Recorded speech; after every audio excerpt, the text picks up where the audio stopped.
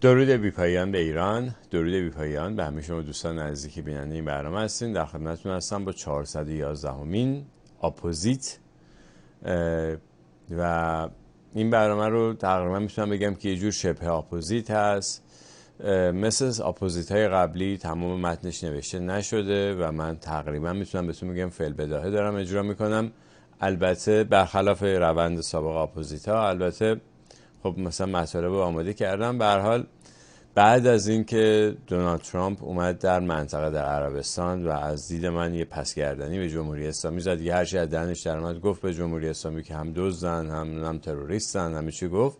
خب ما همیشه منتظر این بودیم که یه واکنشی ببینیم از رهبر جمهوری اسلامی که دیگه همه جور این نظامش رو زیر سوال برد، گفت هم بی‌عرضن، هم کشورشون رو خوش کردن، همه چی گفت دیگه. بعد حالا آقای رهبر فرسودگان هم اومد در حسینیه پشت در خونش، جای دیگه که نمیتونه صحبت کنه، میره اونجا برای خودش سخنرانی میکنه. قشنگ یه سخنرانی که چه اصلا یه جور روزخونی هست.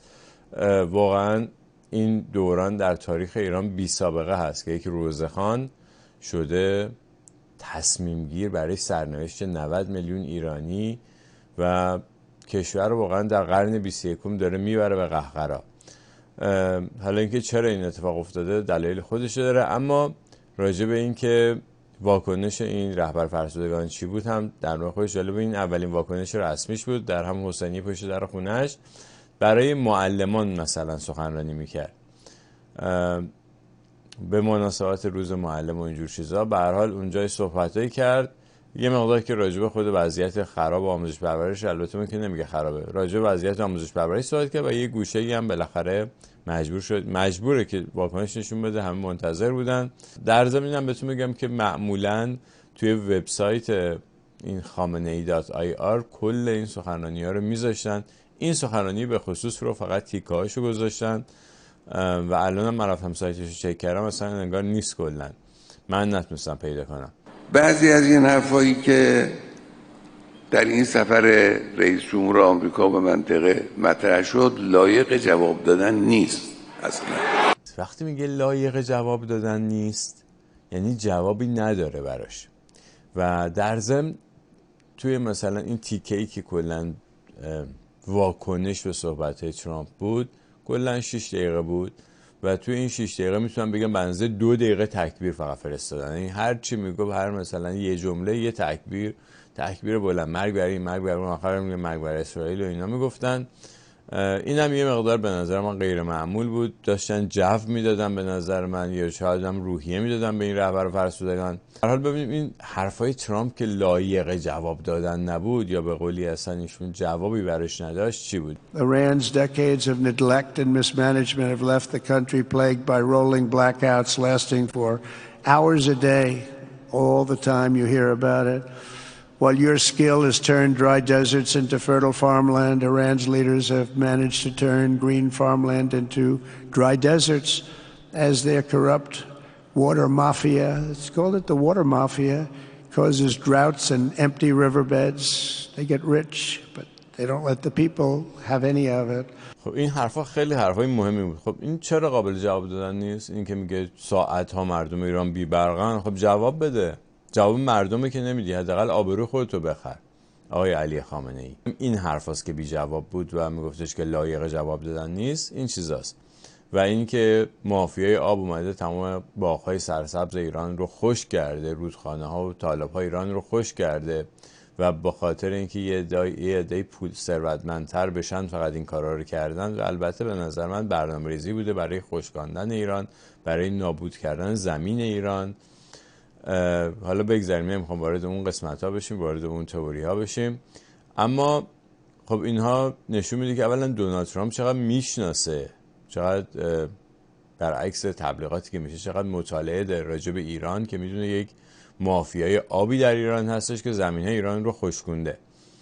و از اون طرف هم یه اعتباری هم داد به همین کشورهای عربی که اونجا صحبت میکنه. گفت همونجور که شما صحراهای خشک و لمیزره رو تبدیل به جنگل‌های سبز کردین، تبدیل به باغ‌های سبز کردین، اونا اومدن باغ‌های سبز رو خشکوندن به خاطر مافیای آب.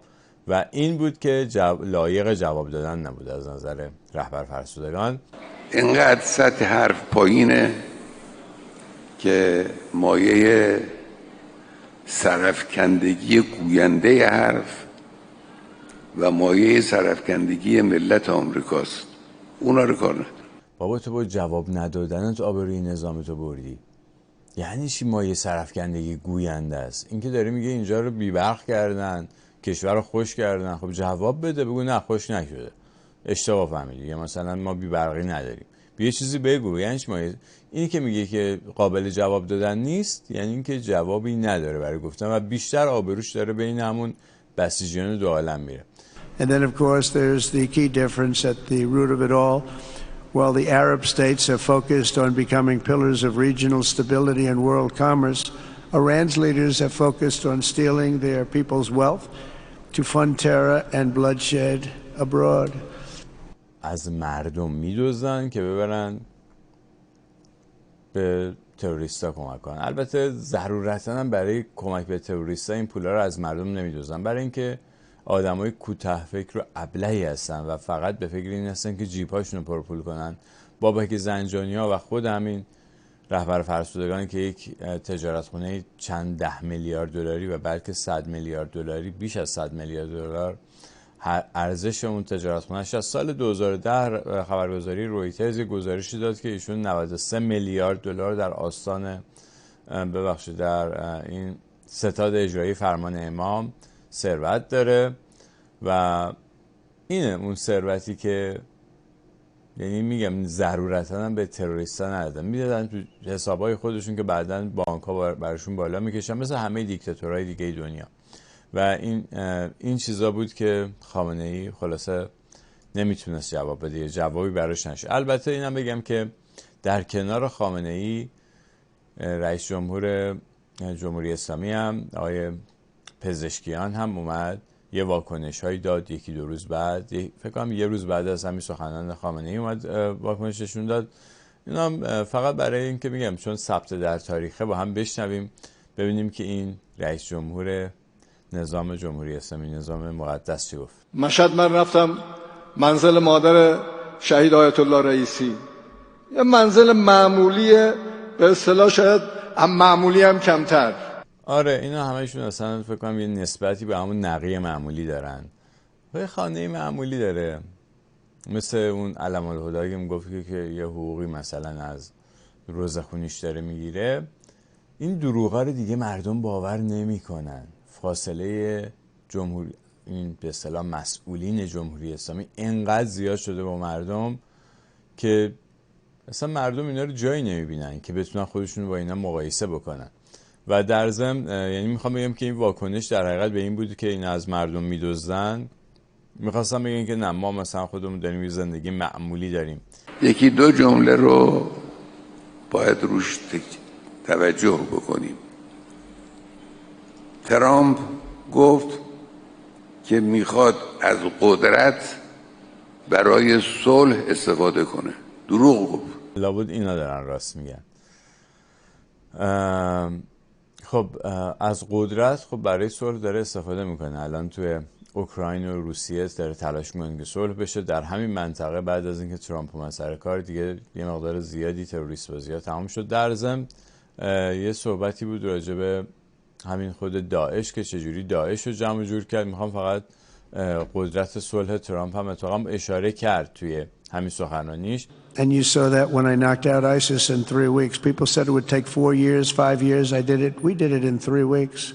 در 3 هفته داعش رو از بین بردن، در صورتی که حتی ژنرال های نظامی تو واشنگتن بهش میگفتن که 3 سال طول میکشه، چون بیزنس جنگ اینجوریه. و این آدم اومد این بیزنس جنگ رو در شد بس. برای همینم تو خود آمریکا چقدر بهش حمله شد و حمله میشه همچنان کمتر شده. میتونم بگم که تا حدودی رسانه هم دیگه دارن باش مهربونتر میشن، به نظر من اینجوری داره میاد. ولی همچنان حمله هست به خاطر اینکه این تجارت جنگی تجارت ثروت زیادی توش میچرخه و آدمای زیادی ازش تغذیه میشن. برای همین خب یه کسی بیاد پولشون رو قطع بکنه ناراحت میشن، مسلمه بهش حمله میکنن. ولی مسئله اینه که این تجارت باعث مرگ میلیون ها انسان و یا صدها هزار انسان و از بین رفتن زندگی میلیون ها انسان میشه. اینه که مهم هست و باید جلوش گرفته بشه. و مسئولان آمریکایی، دولت‌های آمریکا از قدرت استفاده کردن برای قتل عام غزه، برای جنگ افروزی در هر جایی که بتوانند.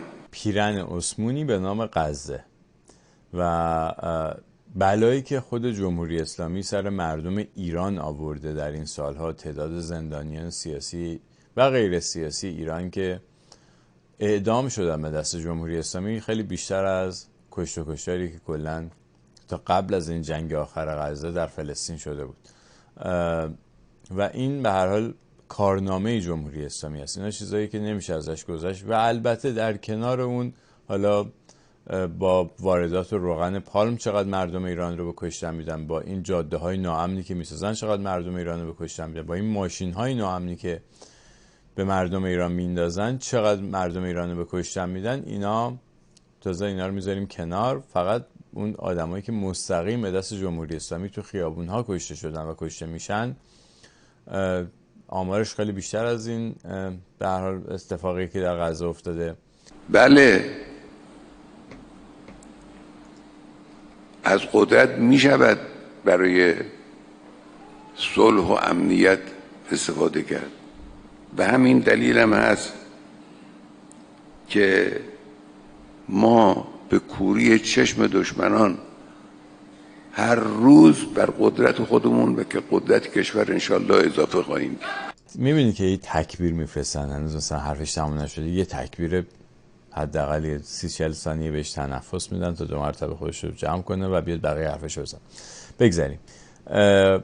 جمهوری اسلامی از قدرت چه استفاده میکنه؟ میاد حوثیای یمن تربیت میکنه که به جون عربستان بندازه، میره حزب الله لبنان تربیت میکنه که بندازه به جون مثلا اسرائیل و اون منطقه رو ناامن کنه. سوریه رو بهش کمک میکنه که مردم خودش رو سرکوب بکنه. 500,000 سوری اونجا کشته شدن، شوخی نیست. میلیون ها سوری، بوده بین 3 تا 5 میلیون نفر آدم از اونجا رانده شدن، کوچانده شدن به کشورهای مختلف، آواره شدن به قولی.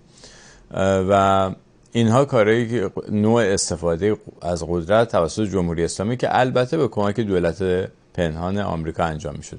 رئیس جمهور آمریکا به این کشورهای عربی یک الگویی رو پیشنهاد میکنه که به قول خود او با این الگو این کشورها بدون آمریکا 10 روز هم نمیتونن زندگی کنن. خب این توی این سخنرانی اخیرش که همچین چیزی نگفت. شاید اشاره رهبر فرسودگان به سخنان مثلا 4-5 سال پیش ترامپ هست، قبل از دور دومش. تو دور اول فکر کنم یه چیز شبیه به این گفته بود، البته که خب راست گفته. اگه آمریکا نبود، ارتش آمریکا اونجا نبود، جمهوری اسلامی با فشار بیشتری به تمام کشورهای عربی حمله میکرد، چون برنامه‌ش همینه. جمهوری اسلامی برای همین اصلا در این منطقه خاورمیانه کار گذاشته شده، برای اینکه منطقه خاورمیانه همیشه در آشوب باشه. و الان دلیل اینکه دونالد ترامپ میخواد این شکل رو عوض بکنه به خاطر اینه که اون کسانی که جمهوری اسلامی سر کار گذاشتن، جنگ اصلی به اصطلاح این دولت آمریکا که اصلا حزبشون هم فرق داره، نه ریپابلیکن نه جمهوری خواه، ماگا هستن و اینا اصلا یه روند دیگه میخوان دنبال بکنن، برای همون در همون راستا باید خاورمیانه رو امن کنن. Most tragic of all, they have dragged down an entire region with them. Countless lives were lost in the Iranian effort to maintain a crumbling regime in Syria. Look at what happened with Syria. In Lebanon, their Hezbollah proxies have pillaged the hopes of a nation whose capital, Beirut, was once called the Paris of the Middle East. Can you imagine? All of this misery and so much more was entirely avoidable. بله، اجتناب ناپذیر بود. اگه جمهوری اسلامی سر کار نبود، یعنی خیلی الکی جنگ را انداختن اونجا. برنامه ریزی بود البته، یعنی از همون دهه 80 میلادی شروع شد، دقیقاً از بعد از اینکه جمهوری اسلامی 1979 به قدرت رسید و از دهه 80 میلادی، از همون 1980 درگیری‌های لبنان اوج گرفت و اولم رفتن سراغ خبرنگاران و بعدم اون انفجاری که در بیروت شد که تعداد زیادی از ماموران CIA اونجا به کشتن دادن کسانی که میدونستن، اسرار میدونستن، خیلی هماهنگ شده، همه در یک روز مشخص یک جلسه بود از سراسر خاورمیانه جمع شده بودن، اونجا جلسه داشتن و یه دفعه یک عملیات شهادت طلبانه انجام شد و یک کامیون پر از مواد مخدر دقیقاً زد به همون ساختمون و همه اون 70-80 تا نیروی برجسته امنیتی اونجا کشته شدن که حالا بعداً مشخص میشه این روزها عصر روشنگری هست. من فکر میکنم که اسرار این کارها هم میاد. یعنی میخوام بگم که رفتن جمهوری اسلامی برابر است با روشن شدن همه این مسائل و کسانی که نقش داشتن توی این، بگم بهش کثافتکاری یا توی این حرکت ضد انسانی دست داشتن که به خود آمریکا صدمه زده و خب قطعا اونا از هر تلاشی که بتونن فروگذار نمیکنن تا جمهوری اسلامی نگه دارن تا این اسرار برملا نشه. شاید هم یه معامله‌ای بکنن که یه جوری محترمانه جمهوری اسلامی بره کنار و این اسرار هم برملا نشه. حالا اینا رو ما در آینده میفهمیم. حالا هم در معاملات خود، در رفتار خود، در پیشنهادهای خود همین الگو رو به اینا داره مجدداً ارائه میده و تحمیل میکنه. همین الگو. ببینیم خب ترامپ الان چه الگویی رو پیشنهاد داد. ببینیم روی کرده به اصطلاح رئیس جمهور آمریکا. حالا ما میگیم ترامپ برایشون رئیس جمهور آمریکا هستن، رئیس جمهور قدرتمندترین کشور دنیا، کسی که تقریبا قدرت اجرایی رو در این کشور داره، میشه بهش گفتش که قدرتمندترین فرد کره زمین هست از نظر سیاسی و البته اقتصادی. And we're still just at the dawn of the bright new day that awaits for the people of the Middle East, the great, great people of the Middle East. If the responsible nations of this region seize this moment, put aside your differences and focus on the interests that unite you, then all of humanity will soon be amazed at what they will see right here in this geographic center of the world. It really is. It's like a center of the world and the spiritual heart of its greatest faiths. For the first time in 1,000 years, the world will look at this region not as a place of turmoil and strife and war and death, but as a land of opportunity and hope, just like you've done right here, a cultural and commercial crossroads of the planet. این صحبتایی که دونالد ترامپ اینجا انجام داد یک صحبتای ویژه‌ای، یعنی هیچ وقت هیچ رئیس جمهوری در کل تاریخ آمریکا، هیچ نه تنها رئیس جمهور آمریکا بلکه هیچ کدوم از رهبران اروپایی همچین حرفایی نزده بودن. چرا؟ بعضی از فیلسوف‌های اروپایی این حرفا رو زده بودن که اینجا مرکز جهان هست، مردم بزرگی داره، قلب معنوی دنیاست، تمام ادیان ابراهیمی و غیر ابراهیمی بیشترش از اینجاست، ریشه‌شون در همین خاورمیانه بوده و در ضمن هم بهتون میگم که مرکز این گفتش خاورمیانه مرکز جهانه، مرکز خاورمیانه هم ایران ماست و ایران هستش که قلب فرهنگی و معنوی دنیا بوده و برای همین اهمیت مهمی داره. برای همین هم اون آدم‌های بد، بگم اون به اصطلاح دولت پنهان، اومدن سر ایران رو بریدن، یه جوری اومدن سر ایران رو بریدن. جمهوری اسلامی یک حکومت عقب مونده و عقب افتاده رو اونجا حاکم کردن برای اینکه این کشور رو نابود کنه. این حالا باور من هست، در آینده معلوم میشه. ما زیاد فاصله نداریم به نظر من تا عیان شدن تمام این حقایق. به همت ملت‌های منطقه آمریکا از این منطقه باید برود و خواهد رفت. اینا تازه اومدن، این همه سرمایه گذاری شده، نه فقط اونا سرمایه گذاری که دارن میکنن، اونا که میگم این شرکت های تجاری، تمام اون تیمی که همراه دونالد ترامپ اومد شرکت های تجاری بودن، تمام صاحبان شرکت های بزرگ تجاری بودن، از جمله ایلان ماسک و اون آقای خسروشاهی، اینا همشون در حد میلیارد دلار ثروت دارن و اومدن که سرمایه گذاری بکنن در این منطقه. سرمایه گذاری برای چی میکنن؟ برای اینکه دو مرتبه بتونن برداشت بکنن ازش. پس یعنی چی؟ یعنی تازه اومدن و در ضمن یه جورایی میتونم بهتون بگم که کشورهای ثروتمند منطقه خاورمیانه مثل عربستان، امارات و قطر و اینا رو تشویق کرد به شراکت با همین شرکت‌های اروپایی و آمریکایی که اونا هم سرمایه بیارن در آمریکا به طور مشخص بیشتر. بنابراین تازه یک نوع روابط جدیدی به وجود اومده. همونطور که گفت دیگه نمیخوان خاورمیانه توش آشوب باشه و خیلی هم ساده است فرمولش. برای برطرف کردن تمام آشوب‌ها و جنگ‌های خاورمیانه فقط کافیه که جمهوری اسلامی رو بردارن، جمهوری اسلامی رو تغییرش بدن. حالا یا به شکل کلاسیک، که فکر نمی‌کنم به شکل کلاسیک که هم حالت انقلاب و اینا باشه، ولی یه جور دیگه جمهوری اسلامی رو تغییر میدن، تغییر ریشه‌ای اساسی میشه، باید بشه، برای اینکه قرار سرمایه‌گذاری بشه اینجا. ببینیم چی میشه. حالا زیاد میگم خیلی فاصله نداریم، کلا 3 سال و نیم دیگه ترامپ تو قدرت هست و هر چه اتفاقی قراره بیفته در همین 3 سال آینده قراره بیفته. ببینیم چی میشه. جمهوری اسلامی اصول مشخصی دارد، منظومه ارزشی معینی داره، با همه فراز و نشیب‌هایی که در پیرامون ما اتفاق افتاده بر این اصول تکیه کرده و کشور رو پیش برده. امروز ایران با خشکسالی داره دست و پنجه نرم میکنه، با گرانی‌های وحشتناک داره دست و پنجه نرم میکنه، با بی برقی داره دست و پنجه نرم میکنه، با بی آبی داره دست و پنجه نرم میکنه. مردم ایران دارن میفهمن که الان امروز ایران کجاست. بعد ترامپ گفته که ما باید بدانیم اینا سلاح هسته‌ای ندارن، هر چه تو میخوان ارزیابی کنن بیان، ما قرار نیست سلاح هسته‌ای درست کنیم. این فتوای مقام معظم رهبریه، اصلا این چیزی نیست که فتوای مقام معظم، فتوای یه آخوند کسی بهش اهمیتی نمیده غیر از 4 تا پامنبری بچه شیعه‌ای که اون پایین نشستن. چون فتوای آخوندا خیلی راحت ظرف چند ساعت میتونه عوض شه. امروز یه چیزی میگن، فردا یه چیزی دیگه میگن و دنیای مدرن هم به این حرفا گوش نمیده.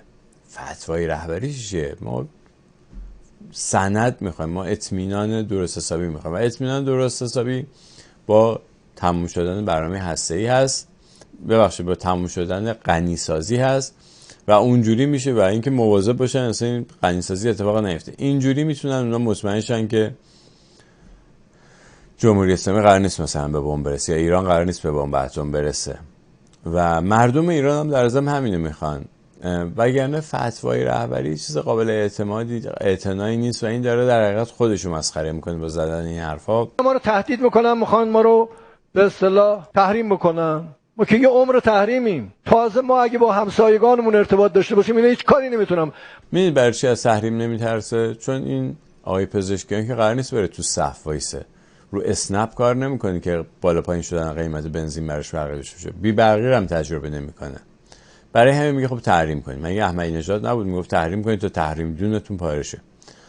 خب عملاً کی بهای این تحریم‌ها رو میداد؟ مردم ساده، مردم کوچه و خیابان داشتن بهای این تحریم‌ها رو میدادن. بعدش هم میگه که ما با همسایگانمون معامله میکنیم. نه خیر، این تحریم‌ها یه جوریه که میگه که اگر هر کسی، حتی دولت چین که همه فکر میکنن که مثلا رقیب آمریکاست، رقیب تجاری آمریکاست، حتی اگر اونها هم بیان با جمهوری اسلامی معامله بکنن اونها هم تحریم میشن، یعنی بازار آمریکا برشون بسته میشه و اصلا این چیزی نیستش که بتونن ریسک کنن و باهاش شوخی بکنن.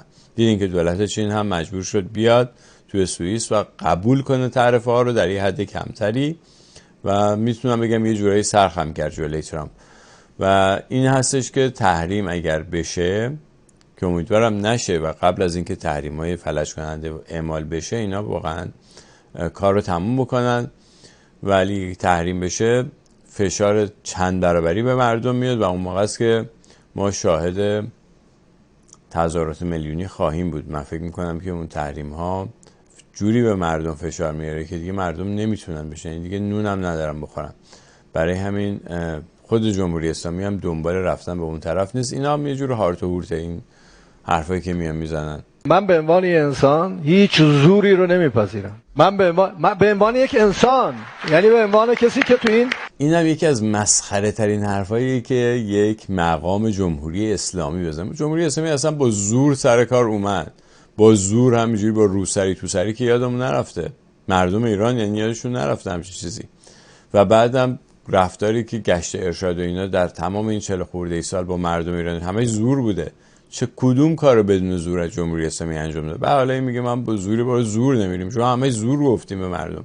اینی که اصلا شما در قدرت نشستیم با زوره. اگه زور نبود، اگه باتوم و نیروی امنیتی و اینجور چیزا نبود که مردم ایران نمیذاشتن شما رو قدرت باشین که. و تمام فیلترینگ اینترنت و تمام این بگیر ببندها چی اسمش؟ زور نیست. و در ضمن یه اتفاق دیگه که افتاد، این رهبر فرسودگان اومد فکر 2 روز بعد از این سخنرانیش اومد یه برنامه‌ای ترتیب داد به نام مثلا بزرگداشت رئیسی، میتونم بگم در سالگرد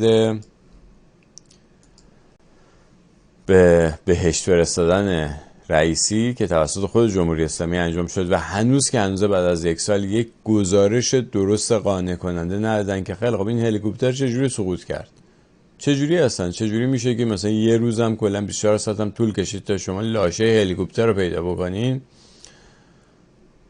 هیچ توضیح منطقی داده نشد سر این. چجوری بود که امام جمعه تبریز که تو همون هلیکوپتر بود جنازهش سالم بود غیر از مثلا چند تا کبودی که رو سر صورتش بود، ولی رئیسی پودر شده بود، عبداللهیان پودر شده بود. چجوری میشه همین چیزی؟ اینا همشون توی هلیکوپتر بودن، هیچ توضیحی داده نشد. این پرت شده بود از هلیکوپتر به کوه خورد، به هم خوردن، چی شد واقعا؟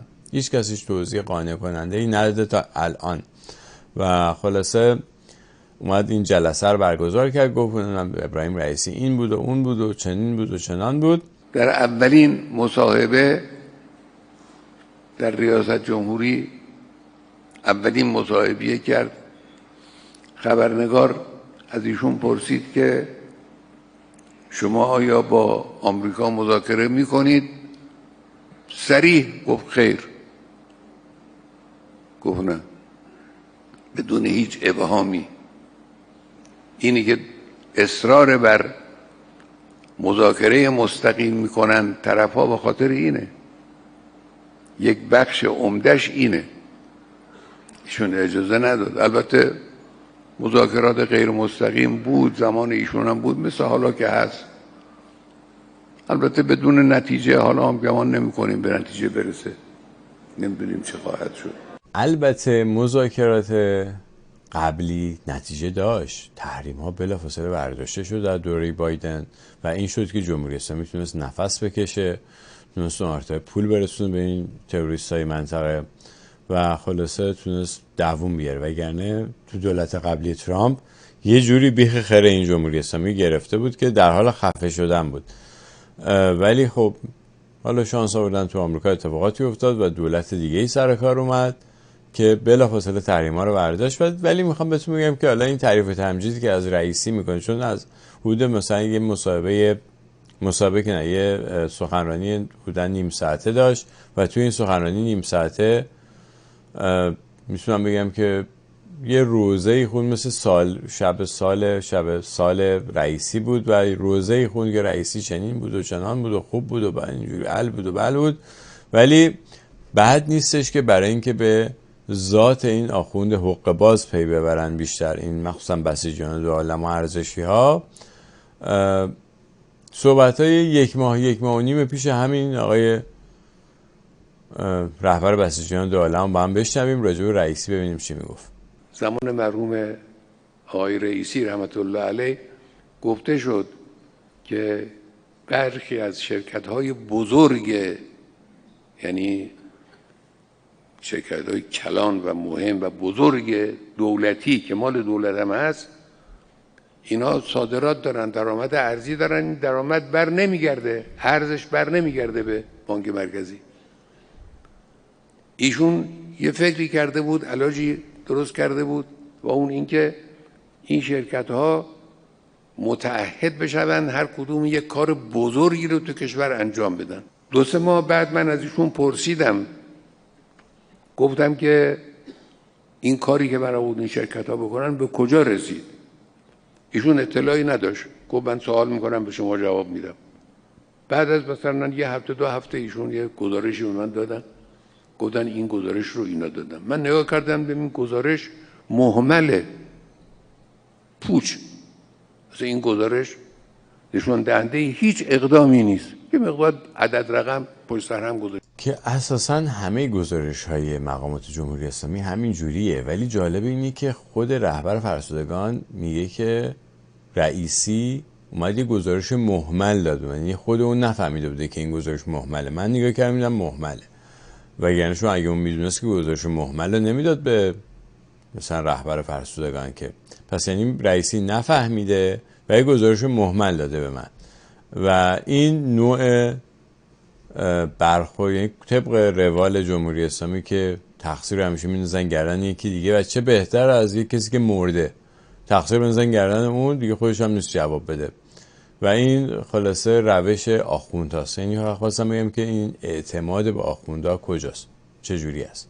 و اینی که گفتش که بعید میدونم مثلا فکر نمی کنم مذاکراتون به نتیجه برسه، من فکر میکنم یه جور بلوف هست. مذاکرات به نتیجه رسیده، برنامه هسته‌ای رو حالا با یک کلا شرعی میان تعطیل میکنن. البته همونجور که دفعه قبل اومدن نرمش قهرمانانه کردن و سیمان ریختن تو قلب راکتور عراق، این بار هم حالا با یک منتها این دفعه خیلی جدی‌تر. اون موقع یه حالت شو داشت ولی این دفعه خیلی جدی‌تر هست. من فکر میکنم که تنها راه جمهوری اسلامی همینه. اما یه صحبتی دارم با نیروهای نظامی ایران. غیرت داشته باشین، برای وجود خودتون ارزش قائل بشین. برای همین بسیجیان دو عالم با اونا صحبت میکنم. به خودتون احترام بذارین، نذارین که آینده شما رو یک آخوند حقه باز دروغگو آینده شما رو به دست بگیره و شما رو به قهقرا ببره، شما رو ببره به طرف نابودی. اینا که در میرن یه جا قایم میشن خیلی راحت، یعنی اینا هیچ آسیبی بهشون نمیرسه. تاریخ رو نگاه بکنید ببینید که دیکتاتورها اکثرا چجوری رفتار کردن. دور و بریاشون قربانیان اولی بودن ولی خودشون همیشه سالم موندن، به غیر از صدام و قذافی البته. ولی حتی بشار اسد هم در رفت. ولی تمام کسانی که برای بشار اسد آدم شکنجه میکردن و آدم میکشتن الان توی سوراخی قایم شدن یا اینکه توسط مردم سوریه مجازات شدن.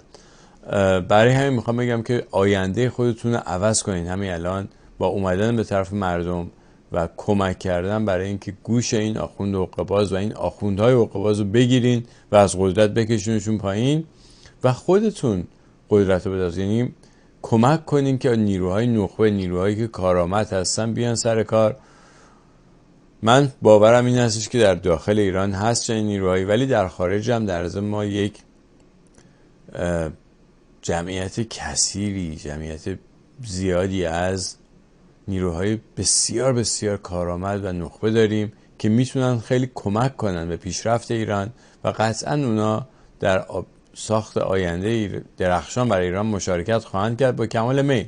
از خداشونه همه منتظرن که یک تغییری در ایران به وجود بیاد و بتونن برگردن به ایران. تجربیاتی که در تمام این سالها در کشورهای پیشرفته دنیا، در پیشرفته ترین کشورهای دنیا داشتن رو بیارن به داخل ایران. از خداشون همه کمک کنین، تکون بخورین و اجازه ندین که یک آخوند حقه‌باز عقب مونده سرنوشت شما رو در دست بگیره. هرچه در فهم تو آید آن بود مفهوم تو. امیدوارم این برنامه رو مفید یافته باشید و اگر مفید یافتید در اشتراک گذاری هم با دیگر دوستانتون جدا کوشا باشید. تا دیداری بعد، سپاس.